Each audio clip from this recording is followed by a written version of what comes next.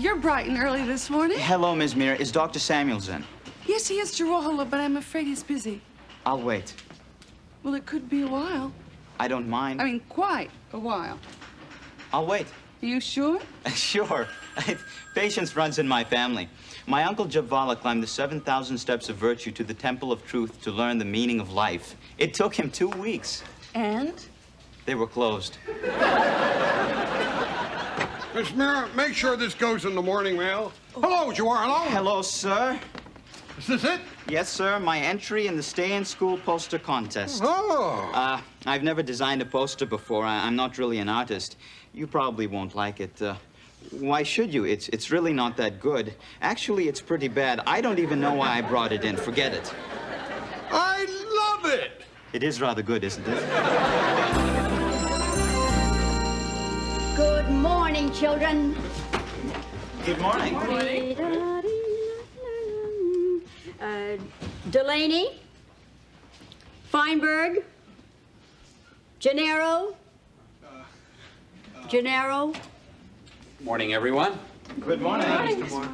Mrs. Russell? Oh, dear. I seem to be in the wrong classroom.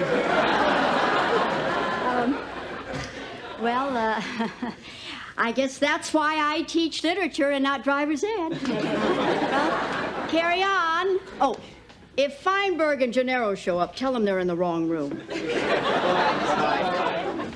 What was that all about? Oh, you know Mrs. Russell. She's the original absent-minded professor. But she's fun. Yeah, remember the time that she told us she was Queen Elizabeth in a prior life? But she does get our attention. Yes, Right.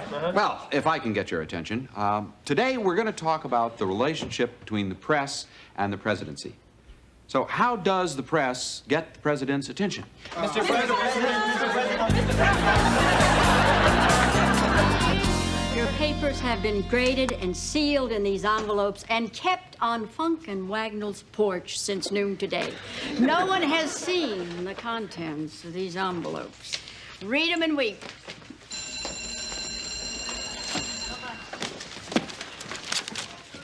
Oh, what'd you get, Darlene? An A, I guess. You guess? Aren't you even going to open it up and look? It'd be silly. I could break a nail. Mrs. Russell? Yes, Maria?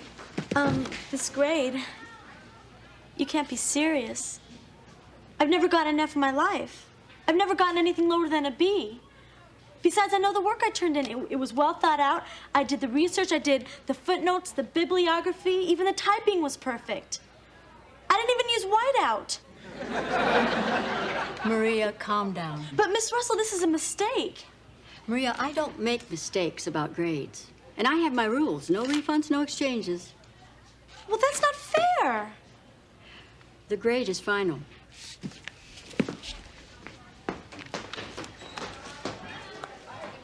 Oh, what brings you here, kiddo? That book I promised you. The Mysterious William Shakespeare by Charlton Ogburn? Well, what's the mystery? Shakespeare wrote Shakespeare. Will you wake up? I mean, this is 4 pounds of good, solid evidence that the Shakespearean plays were written by the Earl of Oxford, Edward de Vere. Oh, please. Look, we could have such a great argument if you would just read the book. Read it. I can barely lift it. And what if it's true? I'll have to retract everything I've taught for the past 30 years. Dear learned teacher, I do beseech thee, with thine eyes, peruse the pages of this tome, and find its words, fair flying straight from eye to brain, igniting like spark to tinder thy intellect's keen flame. Or, he's got good ideas, read the book.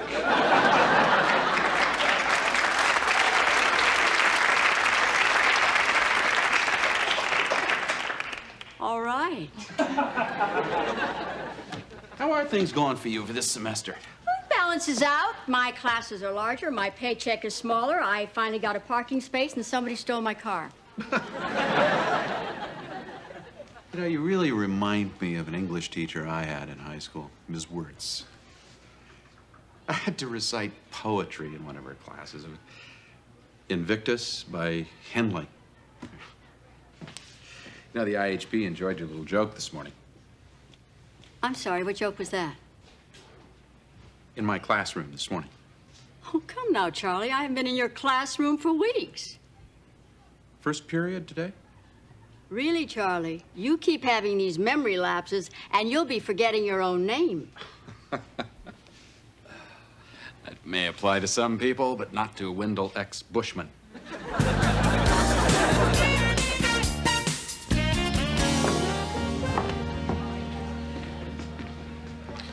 Well, I don't care what anybody says. I think it's brilliant. This poster speaks to me.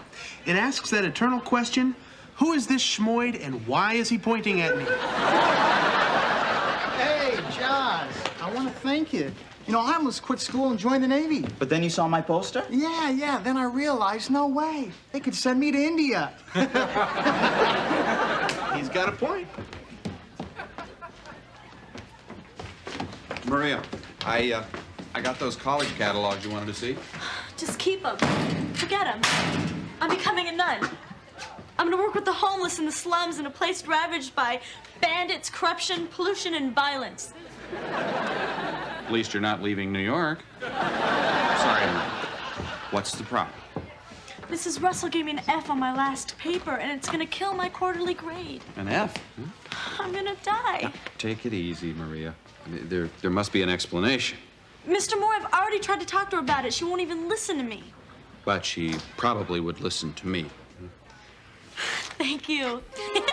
Thank you. An Elizabethan practice of males playing female roles in Shakespeare had another logic. A boy 14 would play Juliet, and a year or two later, he would play Romeo, and be a better Romeo because he had already experienced what it was like to be Juliet. And as he got older, he would play Prince Hal, cavorting with a much older Falstaff, knowing that someday he would play Falstaff, trying to keep up with a young Prince Hal. And so now we have Antony, who has been Cleopatra, and we have... I don't believe I told you children this before. Oh, dear, I completely lost what I was going to say. Good morning. Today, I think we'll begin our poetry reading. Sit. I hope you're all prepared. Do I see any volunteers?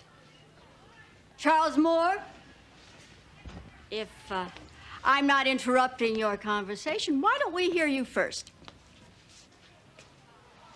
Mrs. Russell? Oh, come now, Charles. We all want to hear your poem. I don't know what you mean. Your poem, Invictus by Henley, I believe. Well, Oh, come, Charles. Our tongues are hanging out in anticipation. We look stupid. Save us.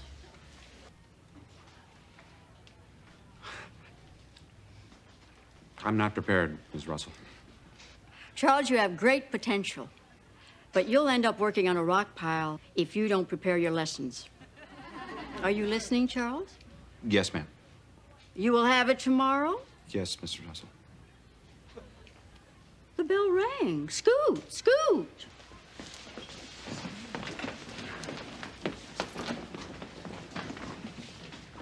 Listen, Miranda. Charlie, can it wait till tomorrow? I'm running late. It's about Maria. Lovely girl. Tomorrow.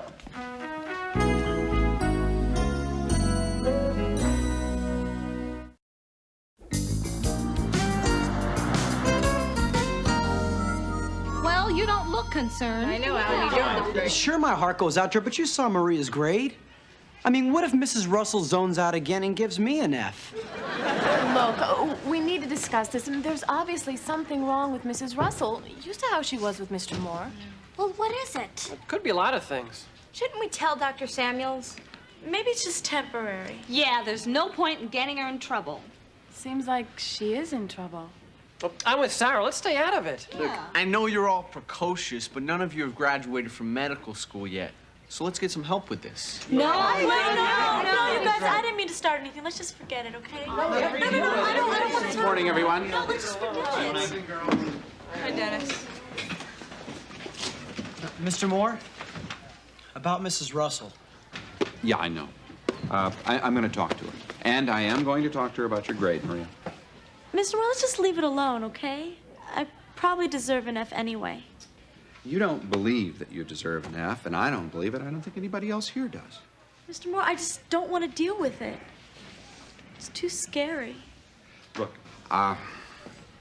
this is not the time to turn our backs on Mrs. Russell. She has a problem, but that doesn't mean we should start avoiding her, okay? I mean, she is a wonderful woman, and she's a fine teacher. And I don't think she would want to be unfair to you. So let's not be unfair to her. Okay.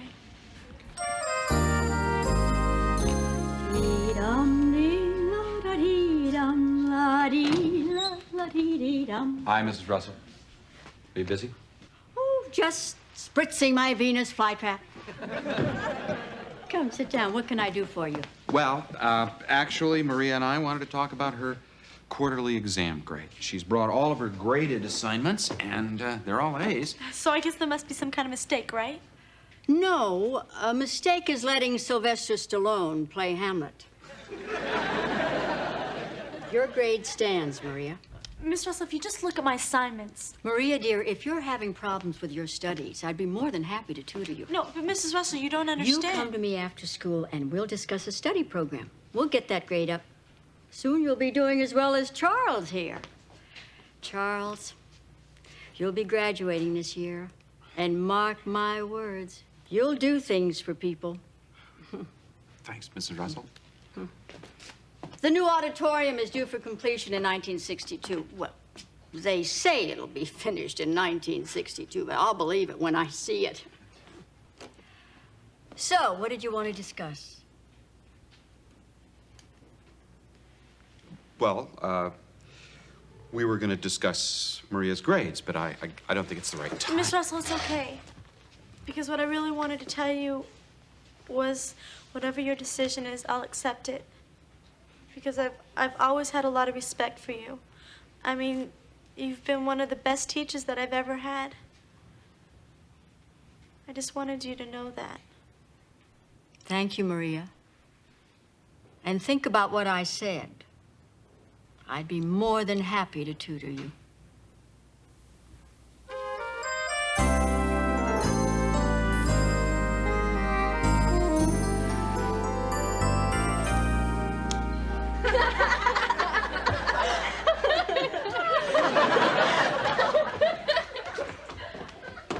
Chihuahua, what are you doing?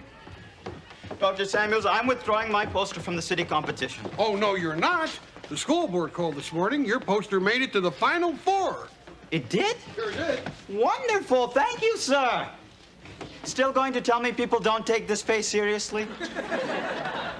Yes.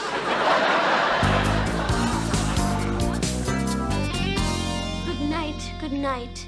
Parting is such sweet sorrow that I shall say good night till it be morrow. Sleep dwell upon thine eyes, peace in thy breast.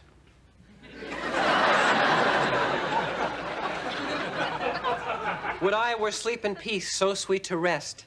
Hence will I go to my ghostly father's cell, his help to crave and my dear hap to tell. And as they gaze into each other's lenses, the curtain falls.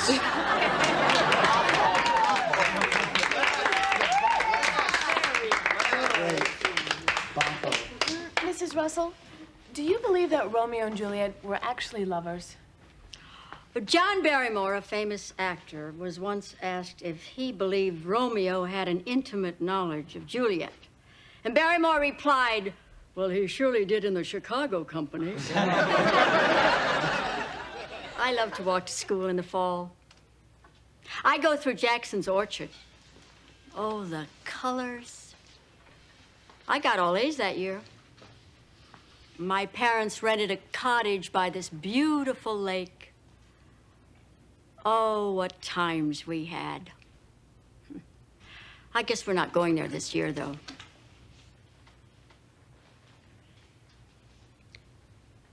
What was I talking about? Well, Shakespeare. Romeo and Juliet. A summer cottage on the lake. I was? Yes. What the hell has that got to do with Shakespeare? All right, hit the road. Maria? I looked over your work, and of course, I'd made a mistake. I'm sorry about the, well, let's face it, the confusion. Well, it's just one grade. I never expected to hear that from you. I know. It's just not as important as I thought it was. Well, it's important to me, dear, because you're important to me. I just want you to be okay. I'm okay a lot more than I'm not okay. Okay? But... No buts. Okay, now.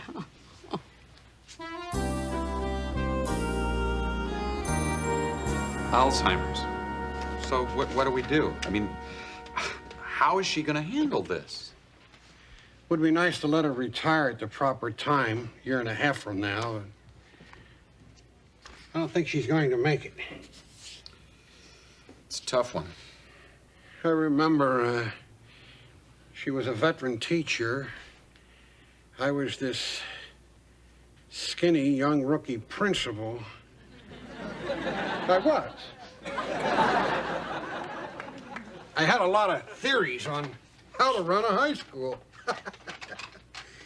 But she was very patient, and eventually she taught me how to do my job. Finest teacher I've ever known. If there's anything I can do. No. I know what I have to do. I have to take her away from the thing that she loves most. I have to tell her it's time to give up teaching. I don't know how I'm going to do that.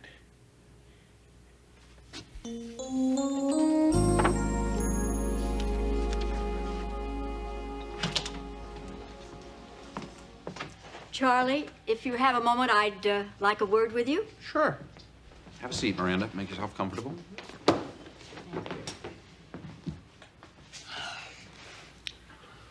Oh, dear. I don't quite know how to begin. I was on my way to talk to Harold Samuels, but I wanted to see you first. You've been such a friend. No, I have something for you. Maria's corrected grade report, A+. Can you believe it? I got her mixed up with another student. Well, thank you, Miranda. And I'm about to hand this to Harold. It's your resignation. Come now, Charlie. We both know, don't we? Yeah. Harold isn't very good at handling these things. I shouldn't be teaching. He just hasn't had the guts to tell me. Well, he is a great admirer of yours. Oh, it's a consolation to me. Charlie, I'm in trouble when I ask a student a question and neither one of us knows what I'm talking about. Is there anything that I can do? Continue to be my friend? Sure. Oh, here's your book. Just when my mind is going, you give me something good to think about. Charlie, stop looking so morose. You're depressing me. Oh. I mean, there's always hope. They're constantly experimenting with new drugs. Who knows? They may get it before it gets me. So what are you going to do? Oh, I have money. I live with my sister. Maybe we'll go to England. I'll find out who really wrote Shakespeare. Well, anyway, I never did hear you recite Invictus. Well, I don't know. If I can remember it, so can you. And yet the menace of the years finds, and shall find me unafraid. Come on. It matters not how straight the gate, how charged with punishment the scroll. I am the master of my fate. I am the captain of my soul.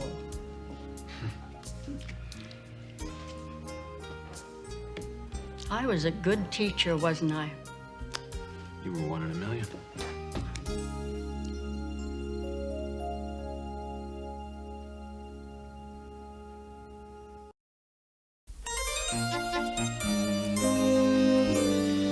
Now I ask you, would you buy a used car from this face? I wouldn't buy a used yak from that face. Do I detect a note of jealousy, boys?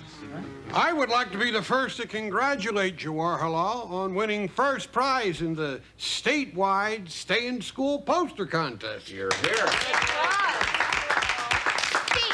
Speech! Nice going.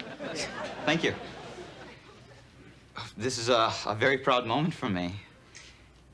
Being from out of town, so to speak, I can tell you that most of the world does not have the educational opportunity that we in this country might take for granted. Winning this contest feels good. It would feel even better if this poster influences kids to stay in school. I'm sure it will, Jawaharlal. Congratulations, son. Thank you once again.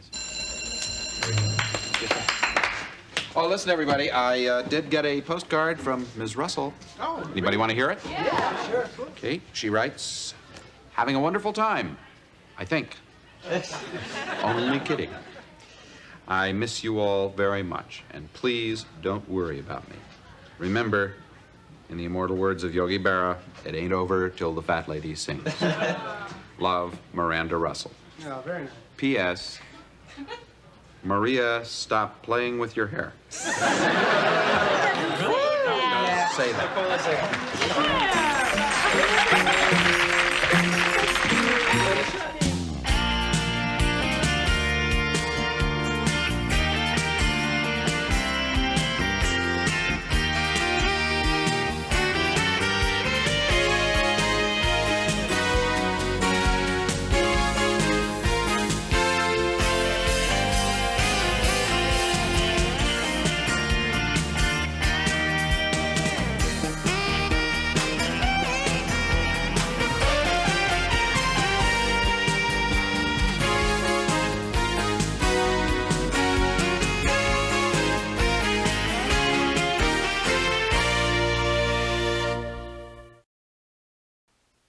Previously on Head of the Class.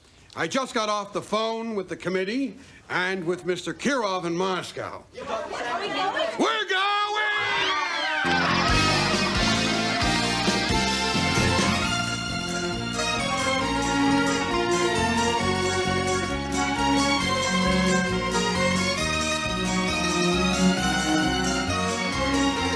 We check in at the hotel, study dinner, study, and lights out. Tomorrow it's study, study, study, right up until the academic meet. Shh. This place is bugged. Dr. Samuels, you have to give them one free day. Look at these wires. They play hardball. We play hardball.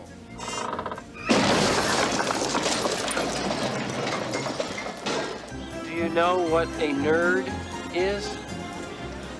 Nerd? No. Who am I telling? I'm Alan Picard. Young Americans for Freedom. Whatever you believe in, I don't. Laura? Ready? This is definitely not the Russia I saw in National Geographic. Are you looking forward to meeting the rest of the family? No, I'm not in any rush. Good. If you like, I can show you a little bit of Moscow. Which women are the most beautiful, American or Russian? Russian women, definitely. This year's Moscow academic team.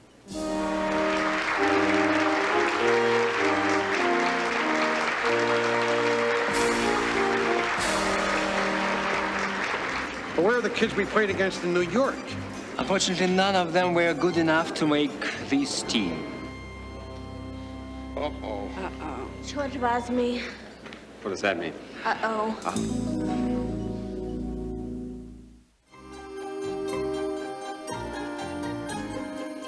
What's going on here? Lunch break is over. Why aren't you studying? Well, I think it's a case of burnout, sir. They need a rest. I no longer care what you think. It was your free day that got us into this mess. We're going in up against a super team and we're not ready. Well, no matter what it takes, we're going to get ready. Arvid, the President of the United States. Washington, Adams, Jefferson, Madison, Park, Lexington, Broadway, 5th. I have a new idea. Gang, you need a rest. It's good thinking. It'll be 3 hours till the bus gets ready to leave for the meet, so I want you to go back to your rooms and relax. Rest, recuperate, regenerate. I'll go to my room and regurgitate. Is this a lucky break or what? Oh, you're not kidding. Leave me to that pillow. Are you crazy?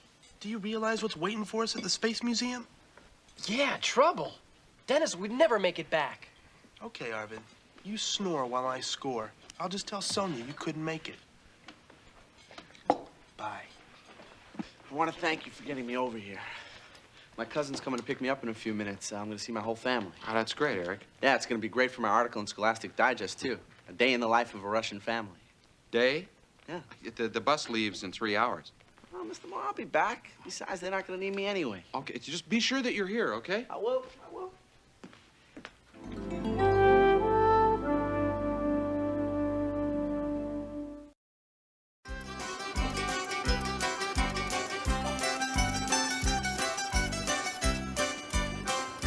Hey, Arvid, look at this. Lambda 1. That's the one with the dogs on it. Oh. They were so cute, Belka and Strelka. Belka and Strelka? Those were their names. Belka and Strelka. That's nice. I think that it was will call you Belka and Strelka. Come on. No, it's good. My little Belka's so shy. But my big Strelka so cuddly.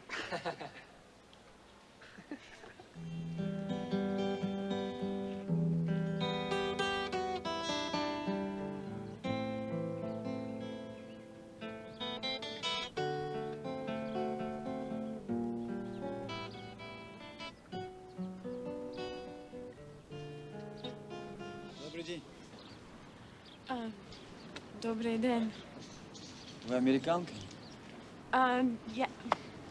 Да, я студентка. Вы говорите по-русски?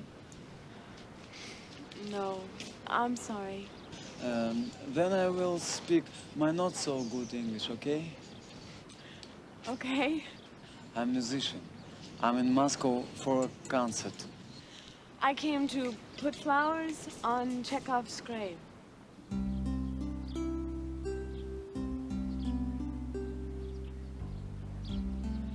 We shall find peace. We shall hear the angels. We shall see the sky sparkling with diamonds. Uncle Vanya. Right. Now in Russia. Мы отдохнем, мы услышим ангелов, мы увидим все небо в алмазах. That's beautiful.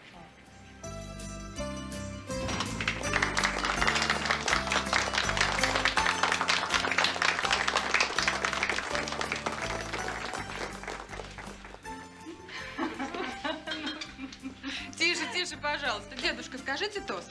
Эрик приехал к нам издалека, на землю своих отцов. Я предлагаю выпить за его здоровье и пожелать ему счастья и всего самого-самого дорогого.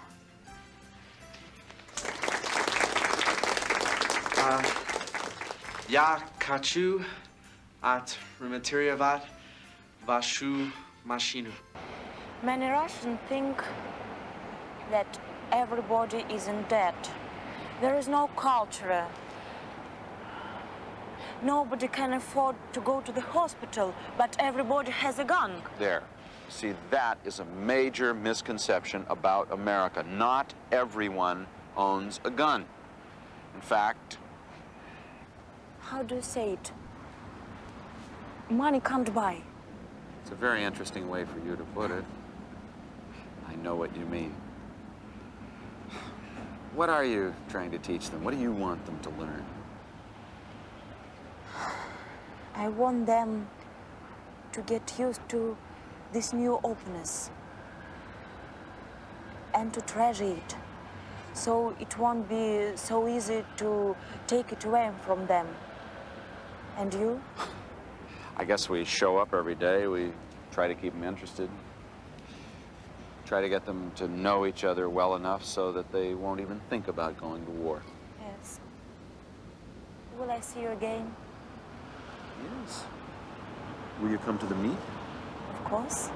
Прекрасно. It's beautiful. Soviet and American working together in space. And here we are, just a bunch of ordinary people all together, having a good time, loving each other. It's easy if people will just try. You know, I agree with you, Natasha. In fact, I don't know what it is, but I just feel like kissing the first Russian I see. What are you doing? Come on, Natasha. Now, I know you work for the KGB, so why don't we just stop playing games here? I don't have a lot of time. I work for the KGB, so what? Oh my God! So, you're supposed to try to seduce me and then get secrets from me, right? I work in the KGB cafeteria. Cafeteria? Yes, I operate the cash register. She operates the cash register. Thanks, Sir, but I can hear. Он такой дурак, я пошла. На конкурс, а я Арвид. Он такой же. It was nice meeting you. I hope you go back where you came from soon. Oh, Natasha! Natasha, I was only kidding. Would you come on? Sonia, I'm sorry about that. I didn't know that you do this. I know, it's not your fault. Wait, girls. Sonia! Girls! Well, how do we get back? Are you happy now, Mr. Moore? We're going into the competition with half a team. Look, Arvid and Dennis are smart kids. They'll find a way to meet us there.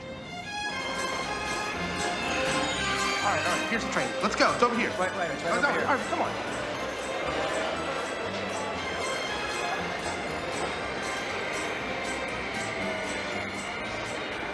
Over here. Arvid! Arvid! Dennis! Arvid, come on! Dennis! Come on! Don't leave me! Don't leave me!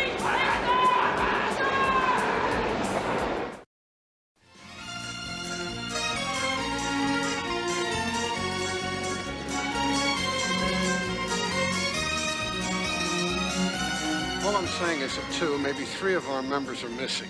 We want the right to bring them into the game as soon as they get here. Нет. Da. They'll be Нет. here in a second. Нет. Da.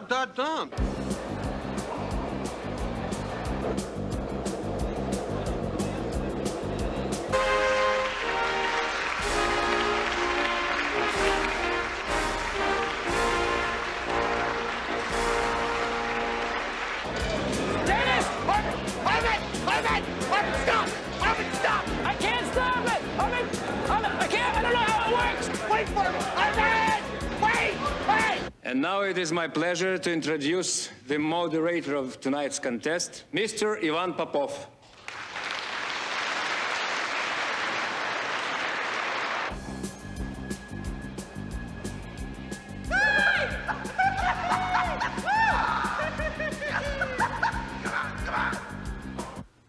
Who was the composer of the operas Nabucco, Aida, and Falstaff? America? Puccini. No. Soviets? Verdi. Correct.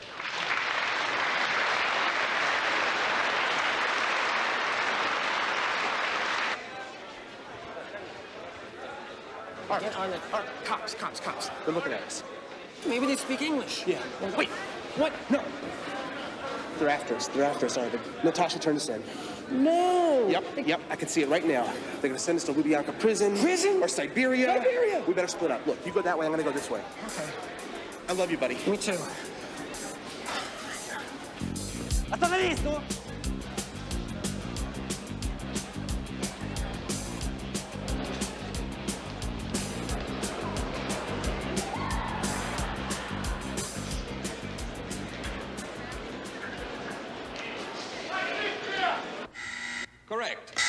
Correct. That's correct. Is this how it ends? Our team going down the tubes and me longing for the sight of Eric and Dennis and Arvid. Oh, Arvid. Hey, Pasiba! Hey, come on! Hey, help me out, guys! Tell him! Hey, I want to thank you for everything. In New York, my family, the New York part of our family, we've got some problems. My mother and father, they don't get along very well. They don't even live together. So it means a lot to me to know that I have a family here. I wish I could take you all back to New York with me. Я бы вас всех с удовольствием забрала к себе в Нью-Йорк. I could use a grandpa and a grandma. I never knew you could Потому что мне очень важно знать, что love у меня people so там much тоже in such была a short бабушка period с of дедушкой. time. Конечно, старший брат. I guess that's what a family is. Мне кажется, что это и есть настоящая семья.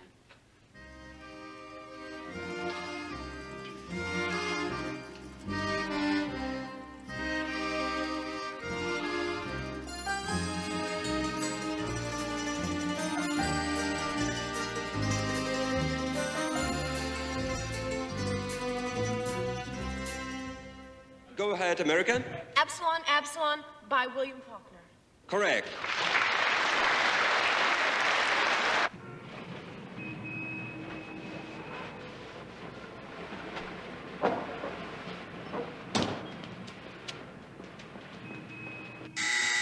Huckleberry Finn by Mark Twain. Correct.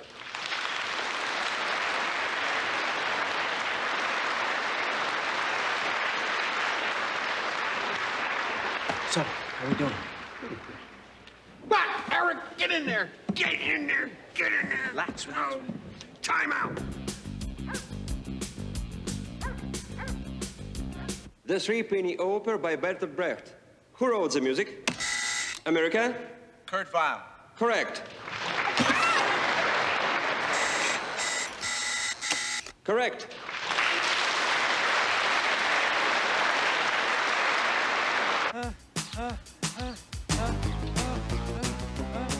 One more point.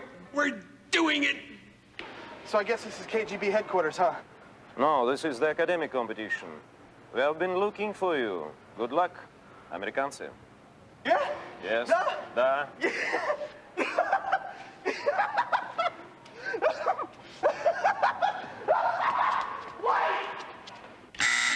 Atomic number is 102. Halogen.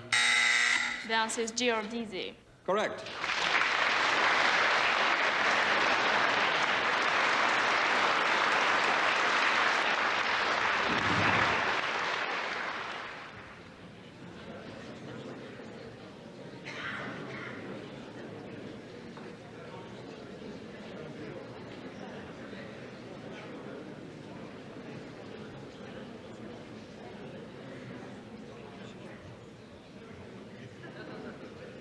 Time out! London. Time out! London, where have you been? What happened? It's a long story. KGB, police. Are you okay? Yeah, I'm fine. Okay, where is Arvid? I don't know. I lost him. He's out there somewhere.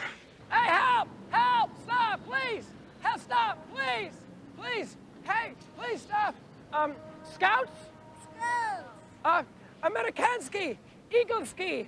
I've got to get to my academic meet. What is the temperature of the center of the sun? America? 10 to 20 million centigrade. Correct. Torricelli, 1643. It is impossible to determine both the position and the momentum of a subatomic particle with arbitrarily high accuracy. Correct. Boy, I love that kid. The contest is tied. We will have a short intermission, followed by the tiebreaker. The round contains a question from each team.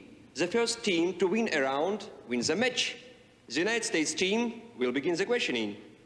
Which player hit more home runs than anyone in the history of American professional baseball? George Gibson. He was first to play in the Negro Leagues in 1930s. Correct. The solid question, please. Who first succeeded in creating a modern periodic table of the elements? Yes. The Russian chemist Dmitry Ivanovich Mendeleev in 1869. Correct. Listen, please. Who was the youngest United States president?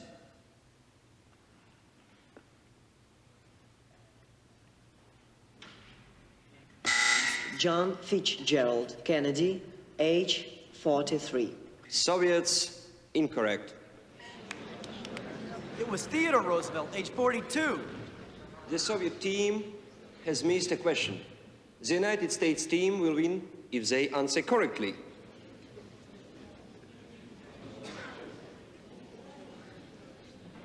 Soviets. The Soviet Union launched Lambda 1 in 1960, sending 2 small dogs into space. What were the name of the dogs?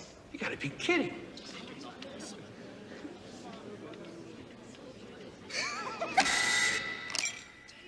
I know this. Just be cool. The 2 dogs, there were 2 of them. Their names, the first dog's name was Strelka. Strelka was the first dog. And, it's really, Okay. Thanks, guys. You did it good. Yes. Yeah. There were 2 dogs. I know this, really. Strelka, it's, you got, it sounds like Strelka, it's,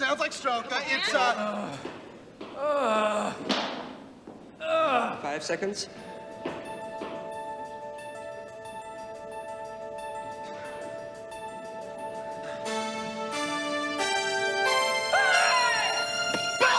Correct. The United States team wins.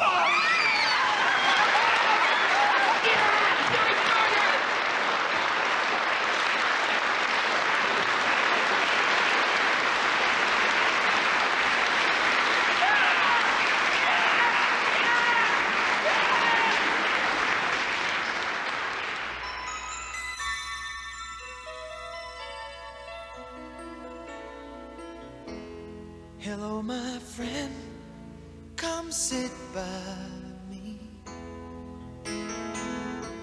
We gotta do something about this insanity.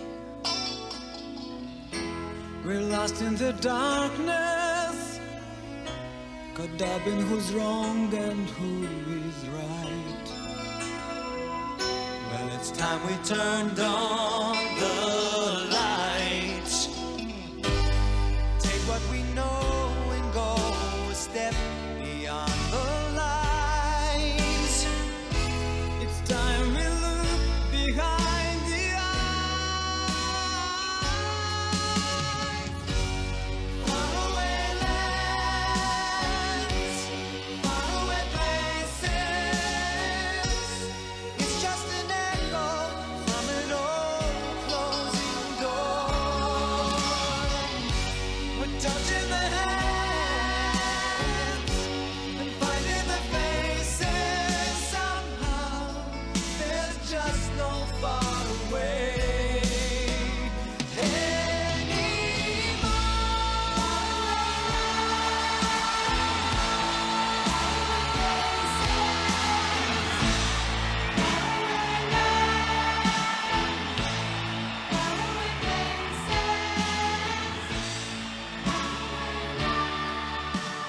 Are you totally furious with me? Furious? Why? I tried to get away, but I was just overwhelmed by all this love and family and happiness. It was really the greatest experience of my life. Good. That is why we came here, isn't it? Well, yes. Да. Спасибо.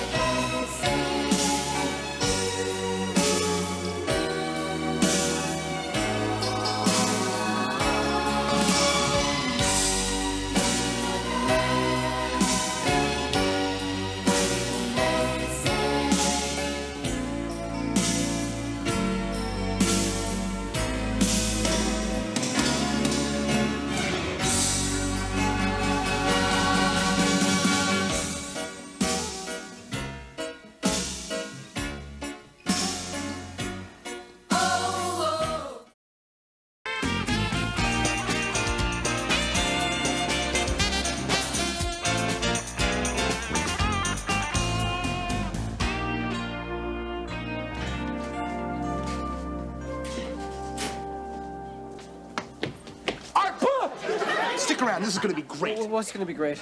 Well, you remember the helium tank that I borrowed from your magic act? Oh, no. Oh, yeah. I ran a tube from the tank up to Dr. Samuel's microphone, so when he presses the button to make the announcements... Oh, Dennis! Attention, students. This is Wait a minute. What's going on here? London's getting here. I think we're in trouble.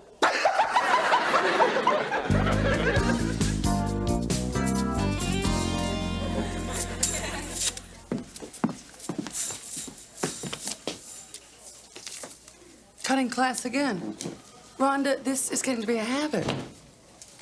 It's nice to see you again, too. Why don't you just take a seat over there? I think Dr. Samuels will want to handle this personally. This ought to be good. I've always wanted to be yelled at by a chipmunk. Do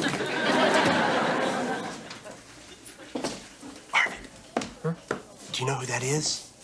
That's Rhonda Gielgud. That's Rhonda Gielgud? Uh-huh. The Rhonda Gielgud? That's right. The girl who takes all the guesswork out of dating. I'm telling you, Arvid, she is a sure thing. Do you know what my problem with girls has always been? Oh, you're obnoxious, you're cheap. I have seen you naked in gym class. I'd say... Arvid, shut up. The problem is I've been asking out the wrong girls. Not anymore.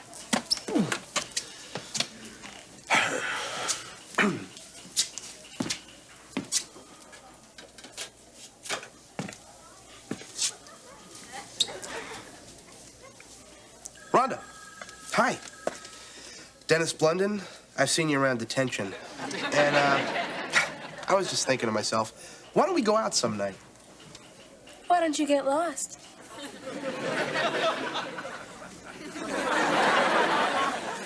Thank you.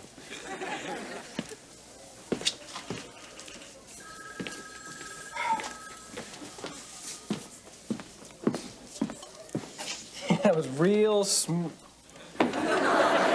So, what are you in here for? Helium in the intercom. That was you. That was very funny. Yeah?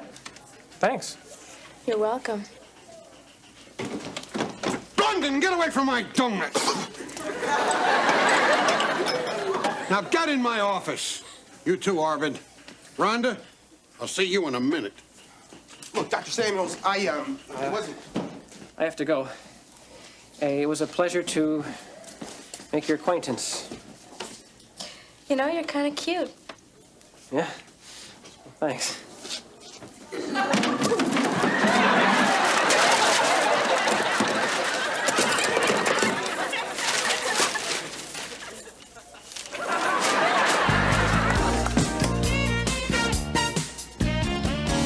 And tomorrow, we're going to begin discussing the most recent American initiatives to end apartheid in South Africa.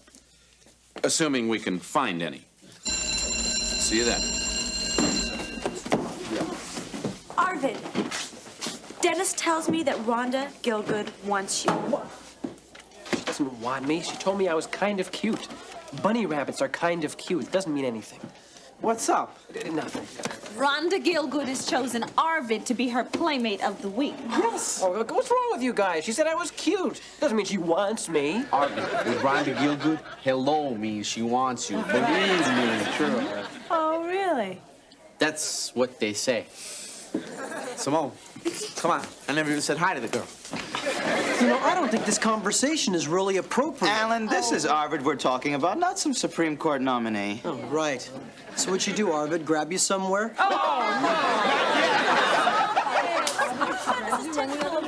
Excuse me, folks. Just a reminder, those who don't leave history class are doomed to repeat it. Arvid, come on. Arvid, this is a once-in-a-lifetime opportunity. And in your case, I really mean that. Yeah. There she is.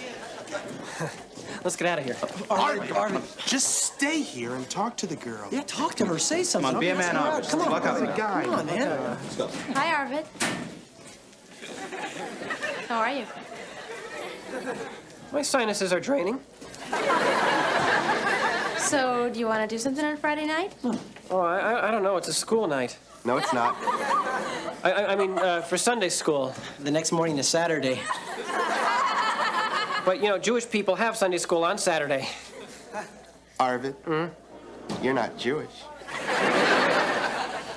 Right, that's true. I'm free. Great. So come to my place. 7 o'clock, okay? Yeah. Yes.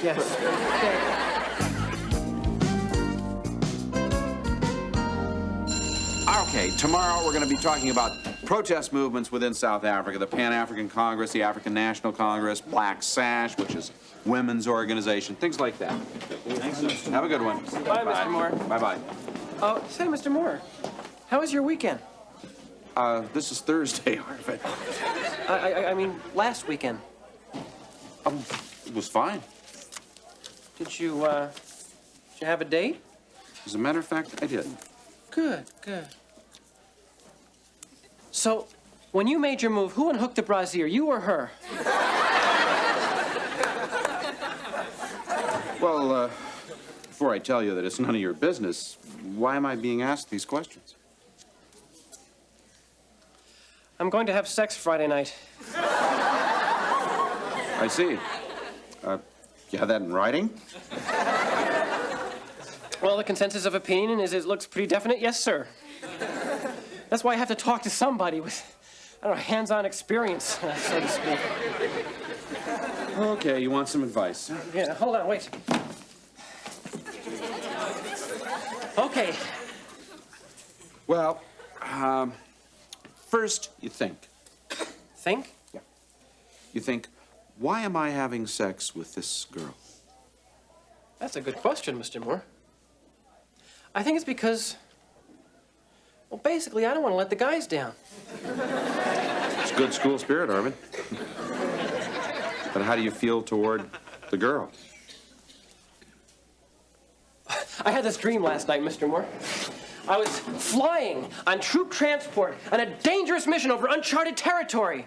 And I'm standing in the open doorway and everyone's yelling, jump, jump. So I jumped, and then I realized that my parachute was a gigantic brassiere and I couldn't get it open. And when I woke up, my practice brassiere was in shreds.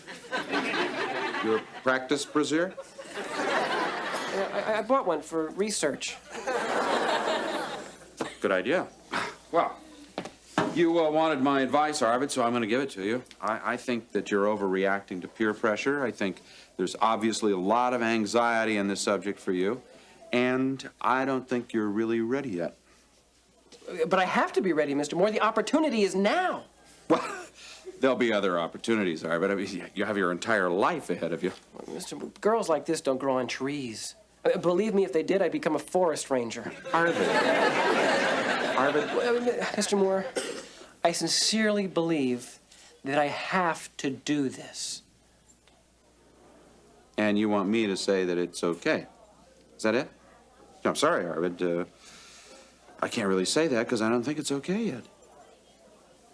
Now, if you feel you have to do it, then I hope you'll be wearing the right kind of parachute. Uh-huh. Buy a condom.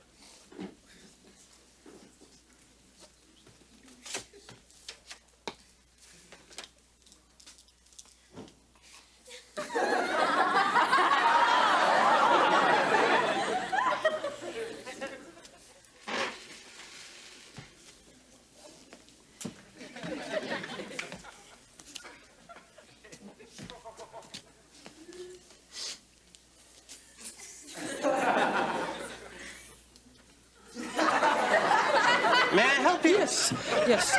I was wondering if you could recommend a brand of cotton balls. To tell the truth, there's not a lot of differences in cotton balls. I suppose it all depends on what you plan to do with them. I just want to use some to make a snow scene for my train set. I see. Well, here. This should fill all your snow scene needs. Anything else? Yes, I would like some toothpaste and some with fluoride and 1 box of lip balm. Will that be all? No, there is one more thing I need.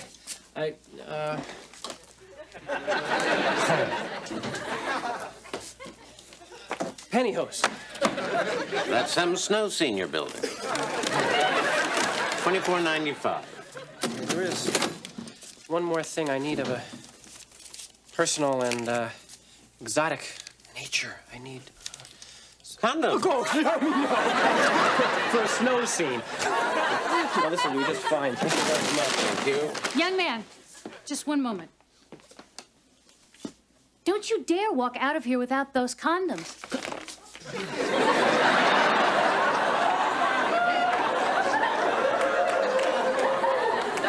If you want to act like a man, then you better take the responsibility of a man. Here. They're on me. Just make sure they're on you.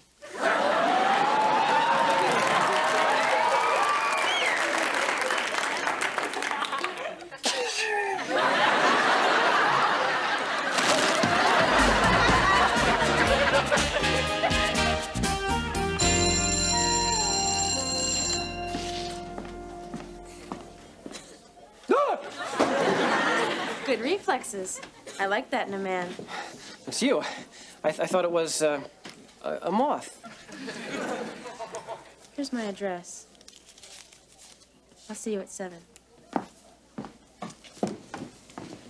Morning, Harvey. Hi, Mr. Moore. So it's Rhonda Gielgud you're seeing, huh? Well, might as well get it over with. Get it over with? Aren't you missing something? What? Well, having sex does involve another human being. I know that, Mr. Moore. I have the other human being. And got the protection. So, don't worry about me. Oh, I'm not worried about you. I'm worried about her. Do you ever stop to ask yourself why she's so interested in just about anyone? I don't know. Maybe she likes having sex. Maybe. Maybe she's lonely. Maybe she's confused. Maybe she's desperate for attention. Never thought about that. Well, think about it. Now, Rhonda is a troubled person. She cuts classes. She doesn't finish her homework. She's promiscuous. It's self-destructive behavior. And you are about to make love to her. You care about her at all? Well, I don't know. You even like her? I don't even know her, Mr. Moore. You feel good about that? Oh, hey, don't look at me, Mr. Moore. The whole thing was her idea. Oh, don't give me that. I mean, you know better. Now, I am just asking you to think about what you're about to do, and with whom, and why.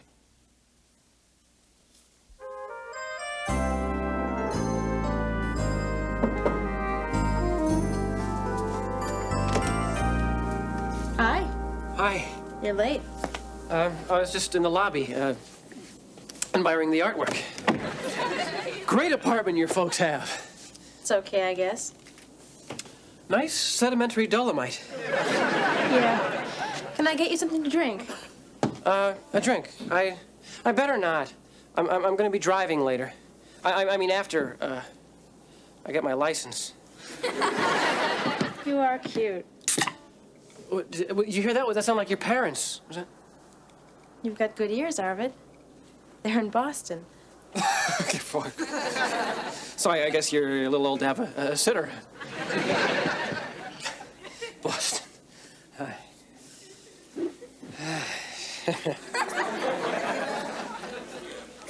You know, I like guys who are a little shy.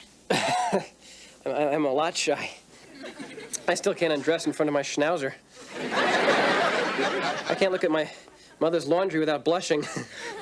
No, it's true. I had to be forced breastfed.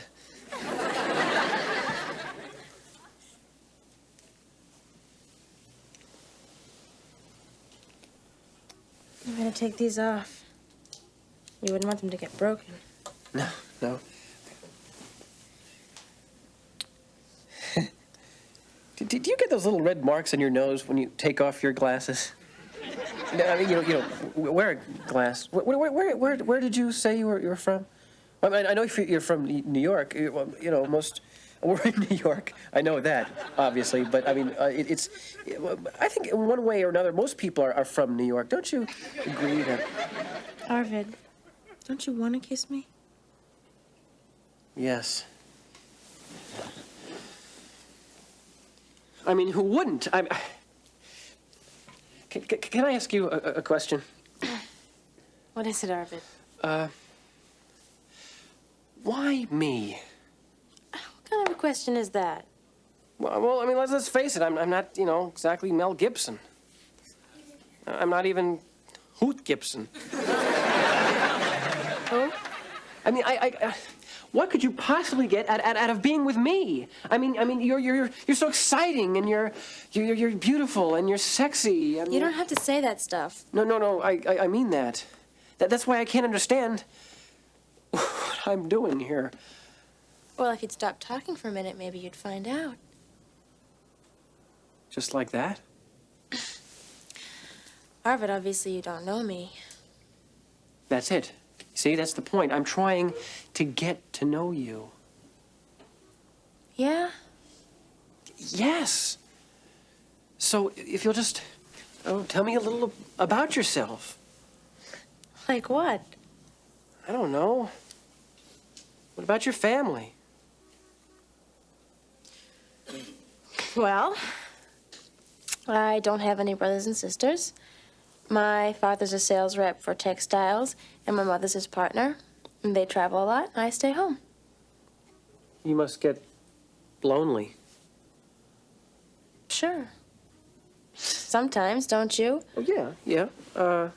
I do have my schnauzer. So I guess I'm not quite as lonely as you. Look, are we gonna do it or what? You betcha, yes. Well, you still haven't answered, why me? Because you're different. I mean, like you've never made it with a nerd before, and you want to see what it's like to, you know, break one in? I mean, what's You acted differently. Sweet and funny. And you didn't hit on me. And I just had this hunch. I had a hunch that I'd like being with you. I like being with you, too. You know, most guys don't have much to say to me. Except afterwards, and then it's, I gotta go. That's terrible. You know, I've read that postcoital tenderness is very important. I mean, especially to the woman. Post what? You know, afterwards. Just sort of holding each other and talking. About what? Like secrets. For instance, I might tell you that I think I'm too old to be in the Boy Scouts. Or that, What? What? I wish my ears were a little closer to my head.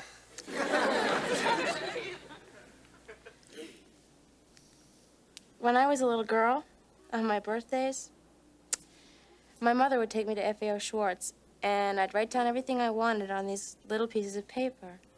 And we'd fold them up and put them in a hat, and I'd pick one, and that would be my present. And I never knew what it was, but I always knew it would be something that I wanted. Now she just writes a check, and I pick out something myself.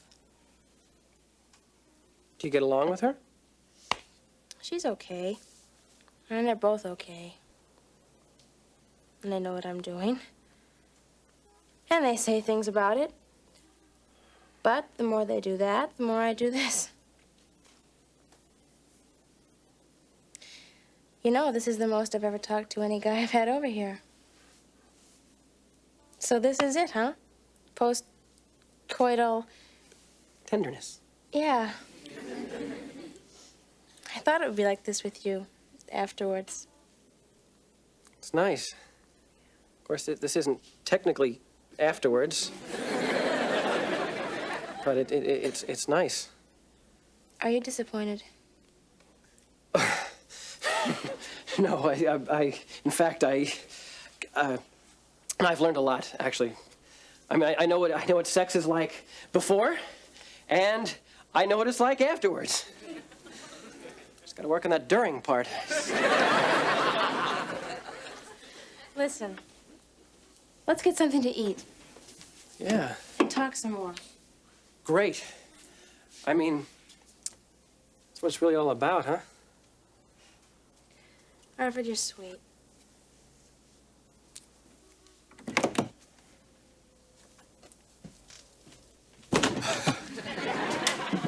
Arvid? Oh, yes.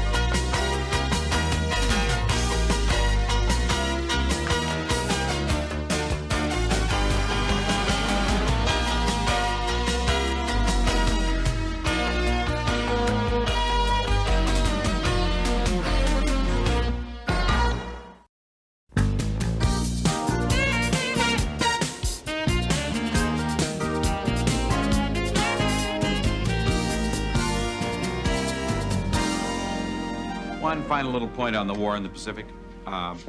Raising the flag in Iwo Jima. Oh my God, there's a spider on my desk. Get it off. Hang on. Look out. Look out. Ow! Oh!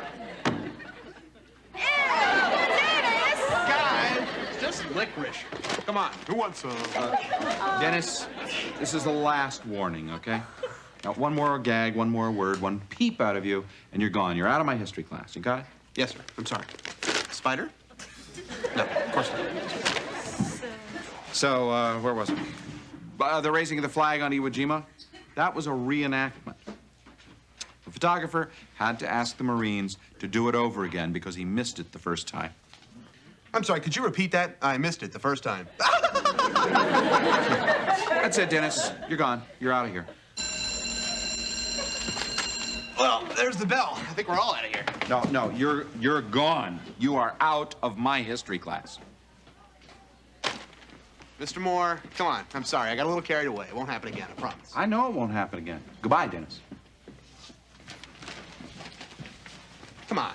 One little joke. It just slipped out. Please do the same.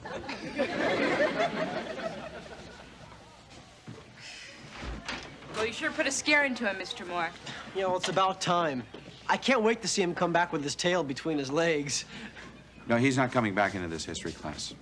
You're not really busting him from the IHP, are you? You're just teaching him a little lesson, aren't you? Look, Dennis is out for your good. He's out for his good. He's out for good.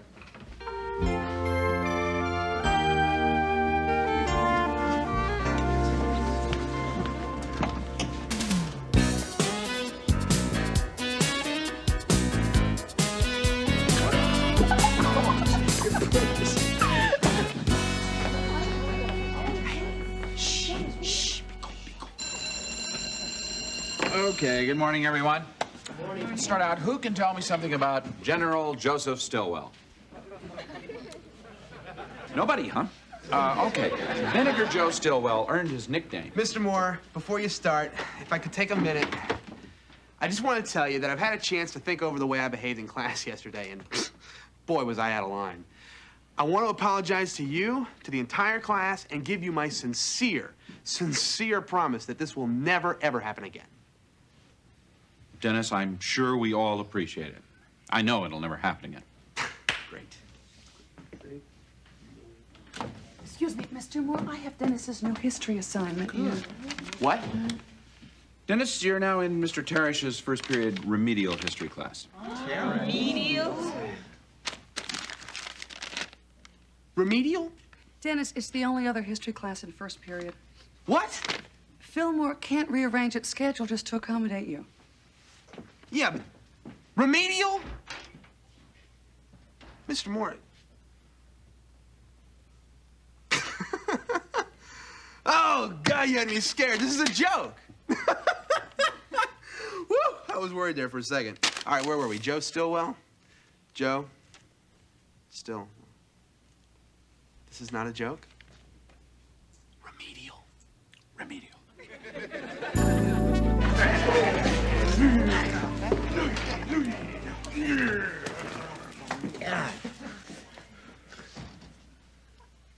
Well, what have we got here? Wrong classroom. Gotta go. Not so fast, Bozo. The name's Dennis. Whatever. Hey, guys. You know, I've never even seen an IHP nerd up this close before. You're actually kind of funny looking. Thank you. I know him. He's a friend of Arvid's. Rhonda, hi. Let's have lunch. Could you ask your friend to back off, please? I said I knew you. I didn't say I liked you. Oh, Jeff, right? Remember me? Dennis Blunden? I was your peer counselor? Oh, yeah, dude. You're the one that gave me the advice about not cleaning up my room. Yeah, how'd that work out? Not so good. I'm living in the car now. Okay, well, I bet you can play the radio as loud as you like, right? Tiny, let him go, or it's you and me in the streets after school. No problem, TJ. I was just having some fun with him, you know. That's all. Well, Lord, how the mighty have fallen. Imagine Big Baby Blunden on the planet Remedial. TJ, I know I'm in trouble when I'm happy to see you. Can the wisecracks and do what I say? You might get out of here alive. Okay, thanks for the advice. Blunden, get off my desk. Oh, I forgot to tell you, don't sit on his desk. Thanks. Morning, class. Can't hear you. Good morning, Mr. Parrish. Still can't hear all of you. Blunden, now that you're in my class, you will do what my class does, got it? So I should move my lips when I read? Make a note of the time, class. Dennis Blunden just made his last wise guy remark in this room. Okay. Now, what were we studying yesterday? Bates. Bates! What? Forget it. Just stick with the video games. There's a great future in it. TJ. The American Revolutionary War. Right. And who were we Americans fighting? You, scum. Scum, come on, I'm talking to you. What are you, deaf? Hey, come on. The guy may not be the brightest guy in the world, but let him have some dignity. Scum is his name. Not anymore. I changed it again. What is it this week? Scab. Okay. Scab, who were the Americans fighting? The commies? The British. Who were the Americans fighting? The British. Who? The British. Who? The British. Good. Well, I'm confused now. I thought we were fighting the English. Call security. Somebody stole his brain. So, tell us, Mr. Blunden, why were we fighting the British? Why? Well, in the words of Samuel Adams, resident and patriot of the Commonwealth of Massachusetts. Forget that. In here, we keep it simple. We were fighting the British because they put a tax on tea. Got that, class? A tax on tea! That's right. Wait, we went to war for a tax on tea? Right. I thought we went to war for a tax on Pearl Harbor.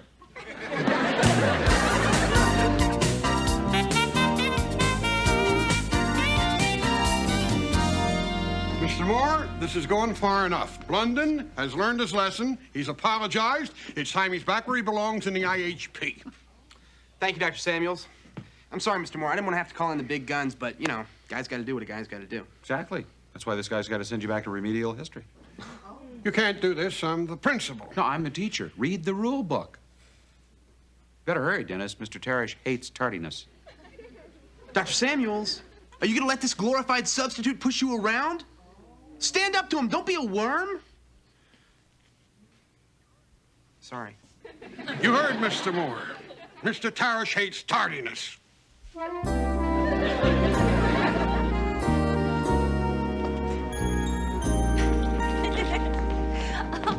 Well, here he is, the king of remedial.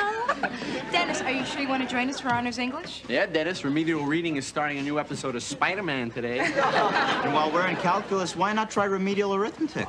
Yeah, I'll help you out. 1 + 1 adds up to... At 2, Arvid. That's good. Remedial Latin. You know, you guys think you're so special. Well, somebody ought to put you right in your place. And who's going to do it, the remedials? Yeah, maybe. Yeah, how about a challenge, huh? The remedials against the IHP. Oh, come on, Dennis. In what? Breaking and entering? No, in an academic competition, a question and answer face-off. Dennis, you're losing it. Definitely, We'll see who's Dennis. gonna lose it. Are you guys in, or don't you have the guts? Oh, come on. Oh, he's serious. Listen, I'm serious. Okay, all right, fine. You're on. Fine. Okay? Fine. I'll see you there. Great. This is your newest gimmick to get back into my class, Dennis. I got to tell you, it's not going to work. This is not a gimmick. We will meet you on the field of battle. Man for man, brain for brain, IHP against the remedials. Oh, God, what have I done? Dennis, run this by me one more time. You what? I challenge the IHP. All right, a rumble. We'll kill him. We got the size, we got the weapons. Hey, relax. This is not a rumble. This is an academic competition. All we do is answer questions. What gives you the right to make challenges for us? You ain't even been here a week. The guy's a joker. He's just pulling our chain. Hey, come on. I have never been more serious. Oh, yeah, right. You're serious? This is from a guy with a locker full of rubber chickens. I am telling you, we can beat those guys. I know the IHP and I know their weaknesses. Yeah, and we know ours. We're dumb.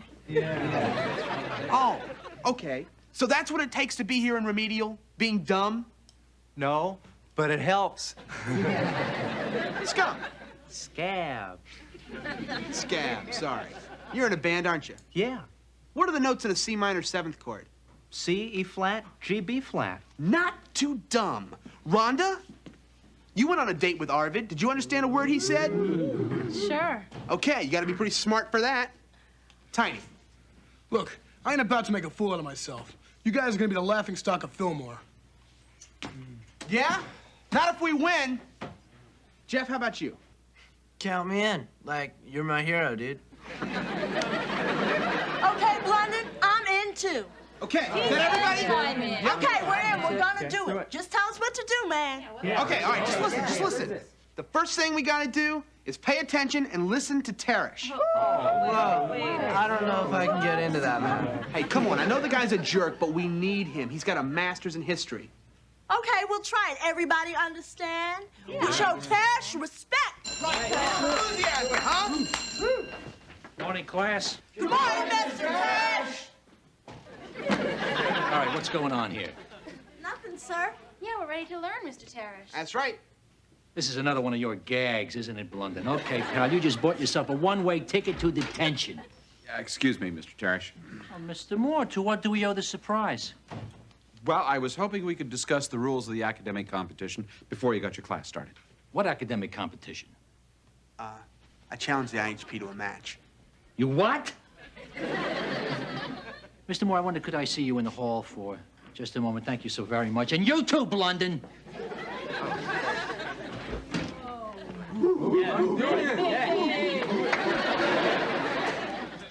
Hey, let's, come on, hey. I don't know what's going on here, Moore. This is all a setup for you to humiliate me in front of the school, right? Look, Mr. Teresh, this was Dennis's idea. Absolutely. Oh, well, now I get the picture. You threw Blunden out of your class so he'd wind up in my class so he could get my class to challenge your class, right? Right. And I'm the one that ordered the 14 pizzas for you last Halloween. You put me on now, right? Don't think I didn't know that. Look, we'll make it a fair contest, okay? We limit the number of questions, and we choose a subject of which both teams could have equal knowledge. Like what, the ABCs? Well, I was thinking of the Revolutionary War, say the Battle of Saratoga. Yeah! I did my master's thesis on the Battle of Saratoga. I know that. What's the catch?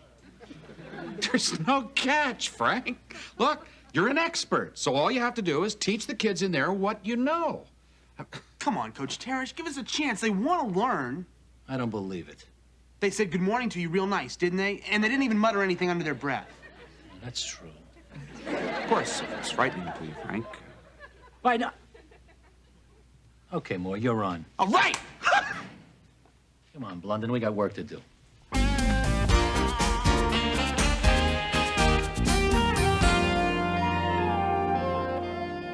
End of 1776. The British have crack professional troops. All we've got are small detachments of volunteers and Washington's little army hanging on by its teeth down in Pennsylvania. Does that remind you of anything? Yeah, the Americans are the remedials and the British are the IHP, right, Chief? You got it.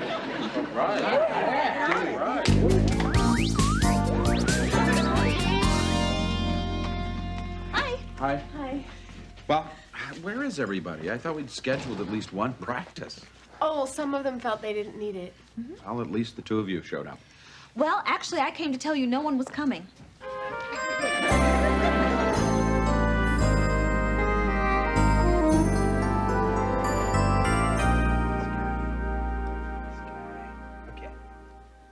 Ready! Aim! Fire! Okay, General Gates, you got us this time. Now all us British can do is retreat. But where do we retreat to? Freeman's Farm. Great. Remember that. Now, let me show you one thing about the Hessians. Tiny, we need you over here. What are you doing? You're playing commando. You got a problem with that? Yeah, I got a problem with that. The Revolutionary War is a lot more exciting than some stupid video game. Well, it is! Forget it, Blunden. You're wasting your time with him. Well, maybe he ain't. So who's supposed to zap who here? Hi,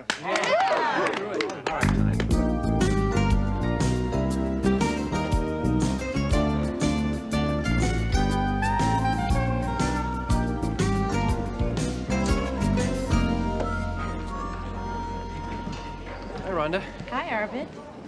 This is kind of funny, huh? Meeting on the battlefield like this. Even though you're the enemy, you're still cute. Listen, I'd be happy to miss a question or two if you think it'll help. Thanks, Arvid, but we just might beat the pants off of you. Okay, the IHP against the Remedials. This shouldn't take very long. Elected topic will be Battle of Saratoga. Each team gets the question, the other team in turn. First team to score 25 points wins. Excuse me, Dr. Samuels. To make sure that Dennis doesn't answer all of the questions, we'd like to add a rule that no one can answer more than 3 questions. Sure, fine, no problem. You got it. Should be out of here in 5 minutes. Janice, first question. Name the commander of the British forces in the campaign and 2 of the officers who served under him. General Burgoyne, under him was General Fraser and the Baron von Riedesel. Correct.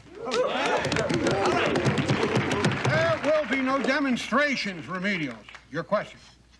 Okay, Who was the British Secretary for America at that time? Lord Geoffrey Germain. Close. Lord George Germain. This is gonna be tougher than we thought.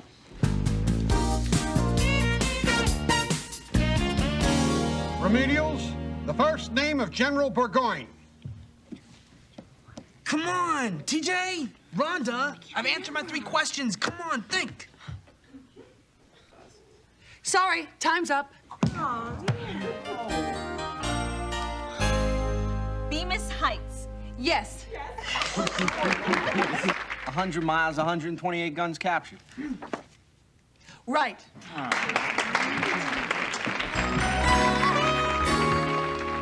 Brigadier General Simon Fraser. Correct.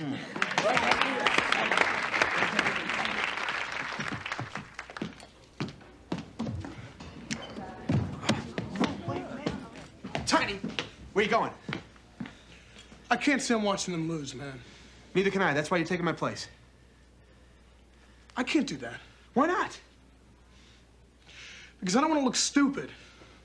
Tiny, you can't look stupid if you're not stupid. You know the first person that ever called me then? What? Not stupid. Go show them.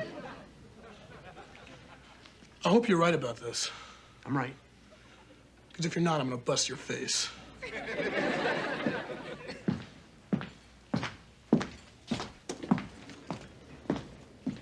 Everything okay? I just hope he's not stupid.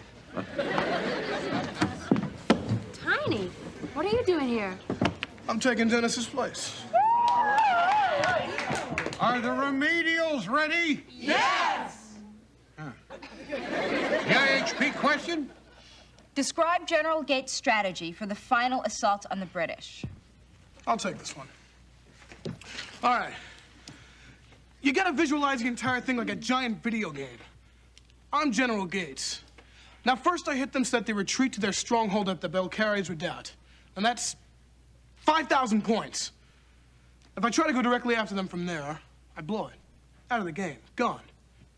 I've got to move to the north against the Bryman Redoubt. If I get away with that, that's another 5,000 points. Now I've got my artillery. And it's goodbye Freeman's Farm. 50,000 points, end of game. He's right.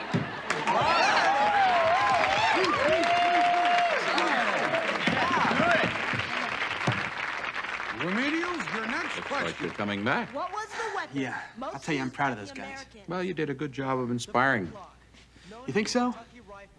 I'll tell you, Mr. Moore, you don't know what it's like trying to teach a bunch of disruptive, wisecracking, loudmouth kids. I guess you do. I think you just made a breakthrough, Dennis. Yeah? You think enough of a breakthrough to let me... No. No, I didn't think so. Ah, you wouldn't want to come back now anyway.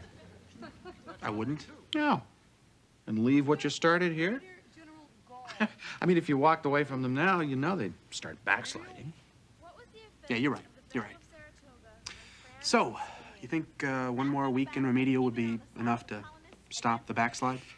I think at least 2 more weeks. Yeah, right. Right. That's what I was thinking, too. 2 more weeks. Wouldn't want to see all my hard work go to waste. Thank you.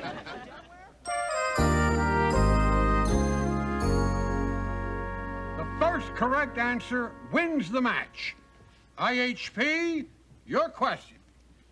What was the name of General Gates, chief engineer? Say it and spell it. Kosciuszko. K-O-S-C-I-U-S-Z-K-O. Correct.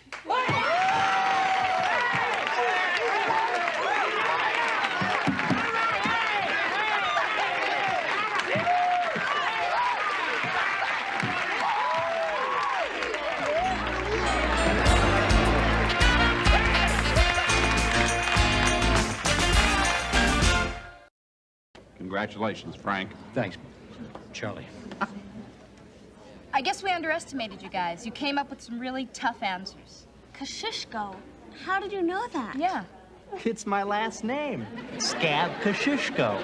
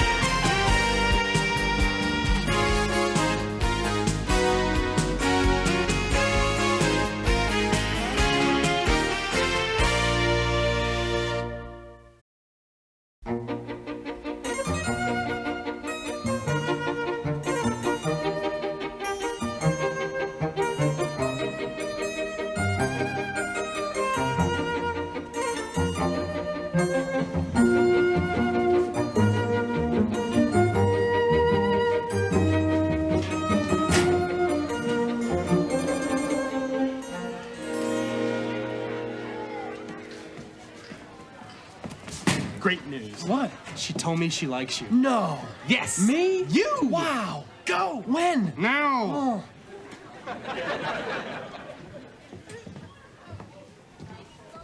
Hi, Vicky. Oh, hi, Eric. Arvid.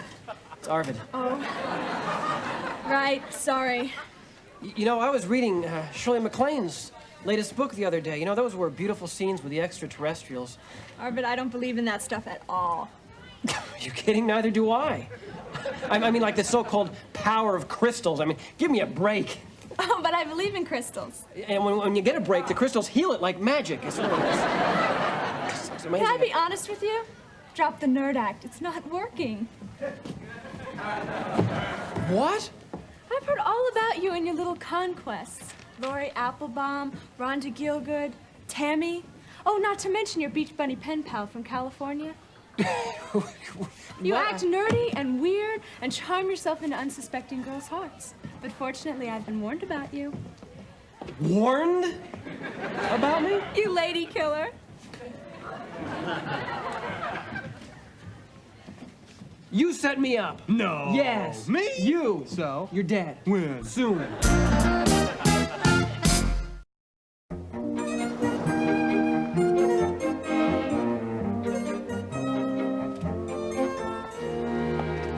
Good morning, Sarah. Good morning. Do you like this nail color on me? Darlene, it's clear. It is? Okay, I see the new ring. Happy? No, I'm not happy. I want you to be jealous, excited. I want to hear little shrieks of envy. Okay. Ah! Darlene, where'd you get that ring? Oh, my God! Gorgeous! Everybody, guess what? Darlene got a new ring. I'll call the Times. Another one? Does this happen often? She's running out of fingers. How many rings does she have? Let me put it this way. If she were Jewish, she'd be Sammy Davis Jr. Whoa, nice rock. Thanks. It's Darlene's. Yeah? Can I have a look? Mm-hmm. Oh, yeah.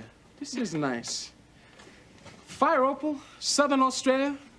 Gotta be 3 carats easy. And the band? Let's see, too heavy for white gold. Platinum? Very good, Alex. Yeah, I got an uncle in the jewelry business. Tony Torres's, 57th and 5th. That's Tiffany's. Yeah, he's in front, on the sidewalk. Morning, everybody. What's new? Darlene scored a new rock, Mr. Moore. Pretty exciting stuff, huh? Now, wait a minute. Last week, I remember you running around showing everybody a new pocket protector. Yeah, Arvid. Well, that's because it's personally monogrammed.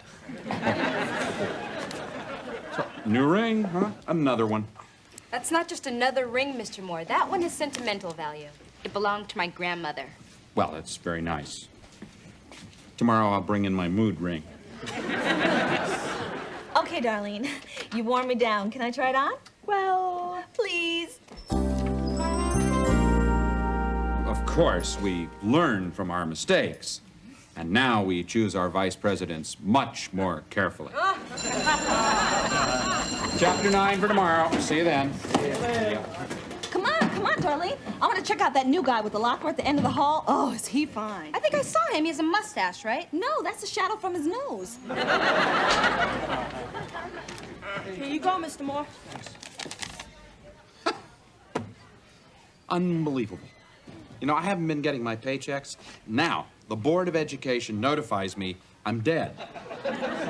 So's Elvis, but he's still making money.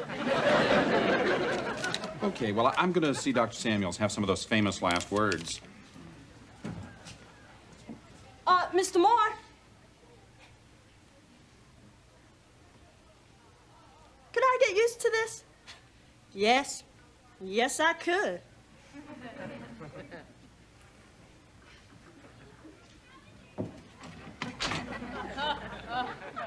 Hi, TJ. What's up?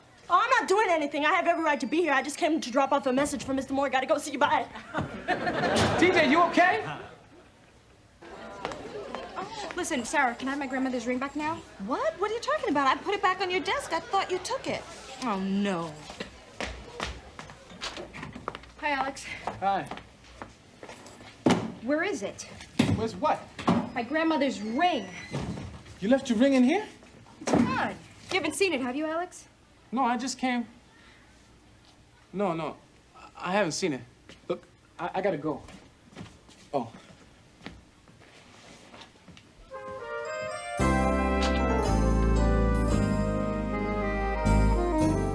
I can't believe Alex would take your ring. He's just not like that.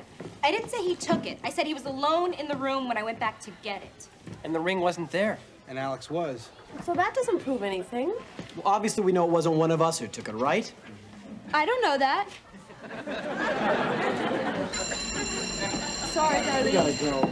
Look, I don't care what his reasons were. That ring is important to me. Darlene, a man is innocent until proven guilty. You can't go around accusing a guy of stealing without proof. Arvid and I will now break into his locker and get you the proof. Come on. With Dennis? Charlie, how did it happen? Was it a heart attack? A horrible boating accident? No, I was deleted. It's really not funny, you know. I'm not getting my paychecks. So what? Can't take it with you. TJ, what did you do to your finger? This? It's nothing. I just shut it in my locker. I'll give the nurse a ring. A what? No, I'm okay. Oh, this is working great. This is perfect. 21. What do you guys think you're doing? Just relax. Huh? Relax. Oh, my heart's going crazy. He's got arrhythmia. I gotta carry this thing with me at all times. Oh, God, he's fibrillating. Hang on. Hey, I'm not buying it. No? No. So you want to tell me what's going on here? I think I can explain, Alex. Uh-huh.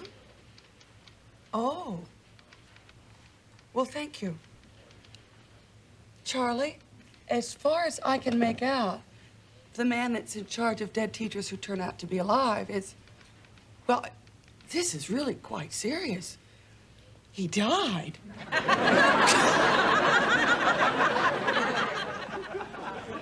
So you think I took your ring? Well, I guess it shouldn't surprise me. I know exactly what you were thinking. Oh, he's a Puerto Rican kid. He's been around. He's worked the streets. Oh, you can't trust those people. No, it's not that we don't trust you. It's just that we don't, Believe you. Oh, I get it. It's easy to put the blame on me because I'm new. Well, I didn't take your ring, Darlene. And as for the both of you, I thought we were gonna be friends. I guess I was wrong. Nice going, Darlene. Darlene, can I try? Excuse me, what's going on here? Well, no, what happened was, I had Moore, no, and then you but what happened was... Shut up. Mr. Moore, do you remember my grandmother's ring? Well, it's missing, and I have reason to believe that somebody stole it. Now, I don't want to say any more. Hold it! When I find your ring, Darlene, rest assured that person will answer to me. And I don't mean just a few hours detention here. I'm talking expulsion. I believe you all have somewhere you have to be. Move it!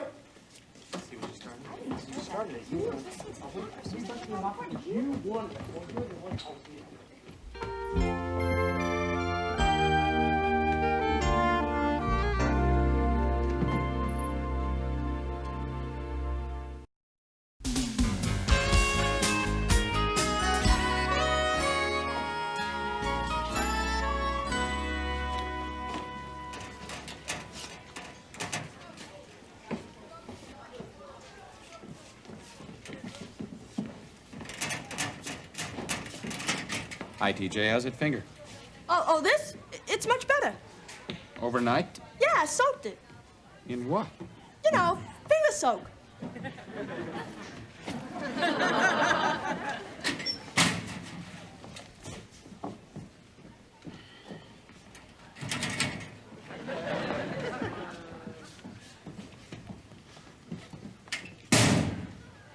Morning, Alex. Yeah, great. What's wrong? Nothing. Okay. Look, Why doesn't everybody just say what's on their minds? Get it out in the open, spit it out. Something you want to talk about with me? Nah. Okay. All right, yes, I like Darlene's ring, and yes, I was in the room when she came back, but that doesn't make me a thief, does it? No, it doesn't. I mean, it's not like I was the only person in the room. I mean, it could... You're saying there was somebody else in the room. I'm not saying anything, except this. I've never stolen a thing in my life, Mr. Moore. I mean, you could believe that or not, but it's true. I believe it. I mean, if the rest of the people want to believe that I'm a thief, well, let them. I know I'm not, and I know the truth. And the truth is, you know who did take the ring. Look, I'm not going to point a finger at anybody, unless I know for sure. I mean, there's been enough of that going around.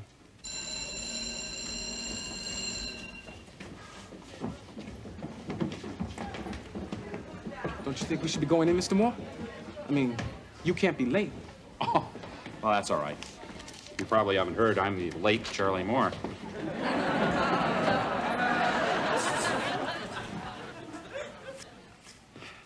The trial of Alex Torres. How am I doing? Morning, everyone. Morning. Mr. Moore, before we start class, may I say something? Certainly.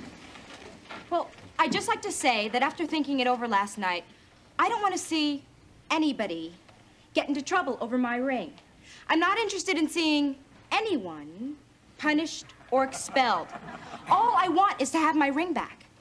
And anyone who sees to it that it is returned, well, there'll be no questions asked, and we can put this whole unfortunate incident behind us. Thank you. Thank you, Darlene. I'm sure that everybody hopes you'll get your ring back soon. I think that we're going to spend a little time this morning discussing the American system of jurisprudence. Oh, yeah, Mr. Moore. You mean the radical idea that a person is presumed innocent until proven guilty? Yeah.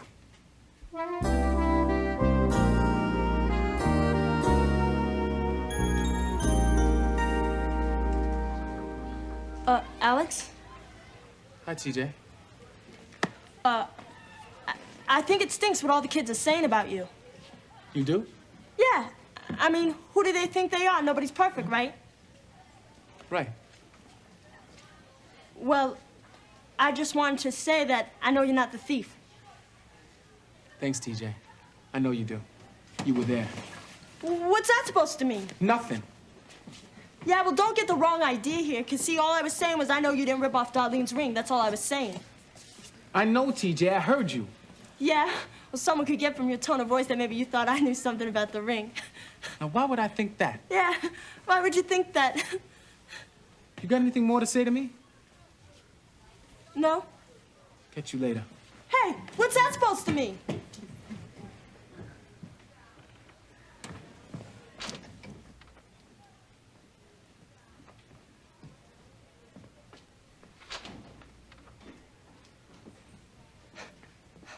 Oh, Mr. Moore, how long have you been standing there? Is that what I think it is? I didn't steal it, Mr. Moore. I saw it on the desk and I put it on to see what my hand would look like with a ring like that on it, but it got stuck and I couldn't get it off until last night. I tried soap, I tried butter, only one thing worked. Pulling and screaming. Okay. There is one thing you haven't tried yet, and that's telling Darlene the truth. I can't. Look, TJ, I know sometimes it's hard to be honest. Yeah. Well, when I was younger, I used to snatch things, like a comic book, a hairbrush, a TV. It was a crowd I used to hang around with. You know, peer pressure, it was so easy. It was like taking candy from a baby, which I also used to do. But now, Mr. Moore, I'm turning over a whole new leaf. So why didn't you just tell the truth from the beginning? Yeah, right, and Darlene and everybody would have believed me. I know they look down on me. They would love to believe I stole the ring. And if Dr. Samuels finds out, I'm out of here. And I've been working so hard to make the honors class. Yeah, I know. Look, Darlene says she'll take the ring back, no questions asked. So I could give her the ring, but you... Oh, Mr. Moore, you're the best. And I'll never forget this, and I'll never, ever, ever let you down again.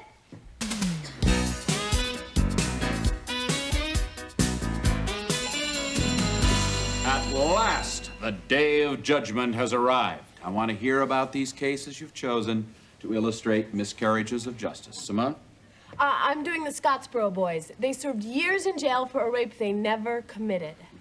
I'm taking the Mary Fagan case. This Jewish guy from Brooklyn was wrongly convicted of murdering this 13-year-old girl. He was pardoned, but then a lynch mob got to him. That was also the case that led to the formation of the Anti-Defamation League, was it not? Okay, Vicky? Linnell Jeter. He was sentenced to life for a $615 robbery that he didn't even commit. The charges were dropped recently, but the arrest is still on his record.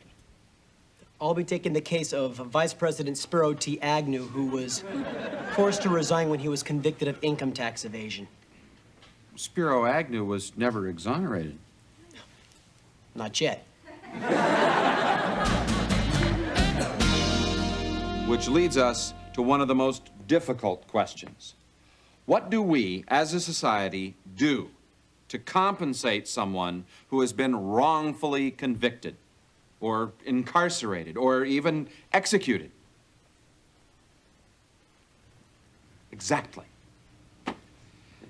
Which reminds me, Darlene, I think this belongs to you. Mr. Moore, my ring, where'd you get it? No questions asked. You're right, Mr. Moore. What difference does it make anyway? The only thing that matters is that I've got my grandmother's ring back. Thank you. I didn't take it. Darlene, has nothing we've discussed here registered with you? I mean, the Scottsboro boys, Linnell Jeter, Randall Adams. They didn't take my ring. He did. Wait, I didn't tell you about my report. It's gonna be about me, Alex Torres, accused, tried, and convicted of stealing by the IHP. It's a good thing you guys don't have a rope. TJ, I bet you have something to add to this, huh? No. I'll be right back. TJ, wait a minute. Do I have chump tattooed on my forehead? Does Alex? No. Then why is it you're letting him take the rap for you? Mr. Moore, I'll thank Alex later and tell him I appreciate what he did. Will that satisfy you? Well, we're not doing this just to satisfy me. Okay. But I can't tell Darlene in front of the whole class. You gotta understand that. Okay. Darlene, you want to step out here for a moment? Mr. Moore, don't go. That girl has Lee press-on claws. Yes? Well, I think TJ has something she wants to say to you. Are you gonna talk or play charades? I'm the one who took your ring. You? Yes, but please believe me, I didn't mean to steal it. See, it was sitting on your desk and I put it on, well, and it got stuck. And anyway, I'm sorry. Well, thank you for telling me the truth, TJ. I mean, I know it couldn't have been easy for you. You're telling me. And anyway, I can appreciate any girl envying a ring like this, especially one in your circumstances. Darlene. I imagine it's like going window shopping or going into a store and trying on expensive dresses, knowing all the time that you can't possibly buy one. I think that's a gracious enough acceptance. Do you mind, Mr. Moore? TJ and I are trying to have a heart-to-heart here. Well, I just don't want to see anyone's heart ripped out. Mr. Moore, I'm okay. Darlene, I know what you're trying to get at. And I know deep down inside you have a really good soul. I mean, way deep down. Well, thank goodness that's all cleared up and over with. Is it? Well, yeah. I've got my ring back. I've accepted TJ's apology. What about Alex? Oh, Mr. Moore, Alex doesn't need to apologize for anything. Oh. Yeah, shall we? TJ, where do you think you're going? We're done here, aren't we?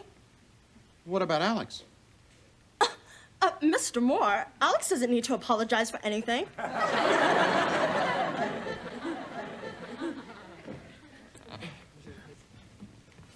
Okay. It's been brought to my attention that, I think maybe a little louder. It's been brought to my attention that maybe we all were... We? I was a little hasty in accusing Alex of taking my ring. It turns out it was TJ who found it and was afraid to return it. Isn't that funny?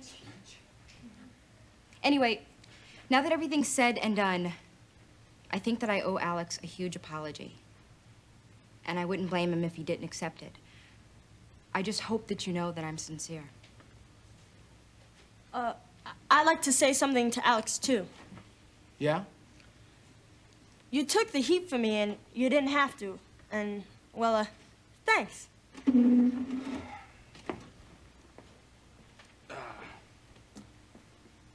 Sorry. Sorry, Al. Sorry, Excuse me, folks. It's not going to be quite that easy. Now, for 2 days, you've been calling this man a thief. So now you're going to have to come up with a way to give him back his reputation.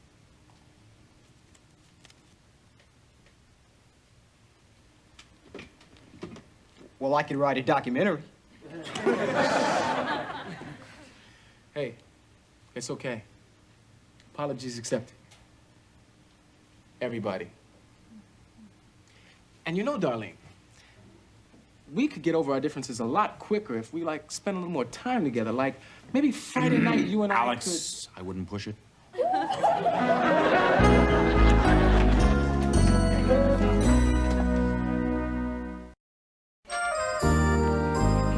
Charlie, good news. The Board of Education has notified me you're alive. Great! Unfortunately, they'll probably dock me for the day I was dead. Well, it could be worse. Your 6-month maternity leave starts Tuesday. Hey, Vicky, what's up? Not one red cent. What? I've heard all about you, Mr. Mooch. You only talk nicely to people if you want to borrow money. Now, wait a second. That is not true. I was also told that you'd say that. You're a liar, you're insincere, and you're absolutely not to be trusted. Have a nice day. Vicky, come on! Hi, Dennis. Have a nice day.